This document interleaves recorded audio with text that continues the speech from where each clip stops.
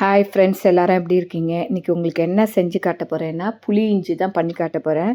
அது ரொம்ப தயிர் சாதத்துக்கு ரொம்ப நல்லாயிருக்கும், ஆப்டாக இருக்கும். அதை நீங்கள் ஒரு வாட்டி பண்ணி பாருங்கள். உங்கள்கிட்ட பச்சை மிளகா இருந்தால் பச்சை மிளகா எடுத்துங்க, இல்லைன்னா கொடை மிளகாவில் கூட பண்ணலாம். பச்சை மிளகா, இஞ்சி எல்லாம் கட் பண்ணி வச்சுருக்கேன். ஒரு 6 பச்சை மிளகாவும் ஒரு 50 கிராம் இஞ்சியும் கட் பண்ணி பொடி பொடியாக வச்சுருக்கேன். இப்போ ஒரு வானலியில் கொஞ்சம் நல்லெண்ணெயில் பண்ணால் தான் அது டேஸ்ட்டாக இருக்கும். நல்லெண்ணெய் ஊற்றி கடுகு போட்டு கடுகு வெடித்தோடனே இந்த இஞ்சியும் பச்சை மிளகாவையும் அப்படியே எடுத்து போடுங்க. போட்டு நல்லா வதக்குங்க. இந்த பச்சை மிளகா நல்லா அந்த நல்லெண்ணெயில் நல்லா வதங்கணும். அப்போ தான் அந்த காரத்தை எடுக்கும், இல்லைன்னா ரொம்ப காரமாக இருக்கும்.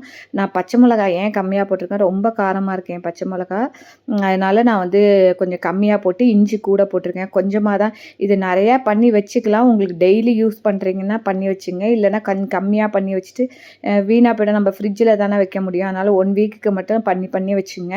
இப்போ இதுக்கு தேவையான மஞ்சள் பொடி, உப்பு, பெருங்காயம் எல்லாம் போட்டு நல்லா வதக்குங்க. இந்த பாருங்கள், நல்லா கலர் மாறி இருக்குது பாருங்கள். இஞ்சி நல்லா எல்லாம் வதங்கியிருக்கு. ஓரளவுக்கு நல்லா வதங்கின பிறகு இதில் புளி தண்ணி, ஒரு நெல்லிக்காயோட கொஞ்சம் சின்னதாக இந்த அளவுக்கு தேவையான புளி, இதெல்லாம் உங்கள் கண்டுட்டு நான் ஒரு கொஞ்சம் கம்மியாக நெல்லிக்காயோட சின்ன நெல்லிக்காய் அளவுக்கு புளி கரைச்சி வச்சுருக்கேன்.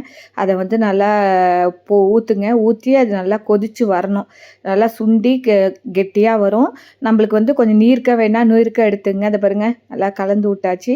இப்போ ஒரு தட்டை போட்டு மூடி கொஞ்சம் கொதிக்கட்டும். நல்லா வைப்போம். நல்லா சுண்டி உங்களுக்கு நல்லா கெட்டியாக வேணும்னா இன்னும் நல்லா சுண்டி வரட்டும். நான் ஓரளவுக்கு நீர்க்க நம்ம தொட்டுன்னு சாப்பிட்றதுக்கு வேணும்ல, அதனால் கொஞ்சம் நீர்க்க தான் பண்ண போகிறேன். அதனால் இதை பாருங்கள், நல்லா கெட்டியாக சுண்டி வந்துடுது. இப்போ இதுக்கு தேவையான நாட்டு சர்க்கரை, ஏன்னா புளிப்பு, இனிப்பு, காரம் எல்லாமே இருக்கும். கொஞ்சம் நாட்டு சர்க்கரை போட்டால் ரொம்ப டேஸ்ட்டாக இருக்கும். நான் 1/4 ஸ்பூன் தான் போடுறேன்.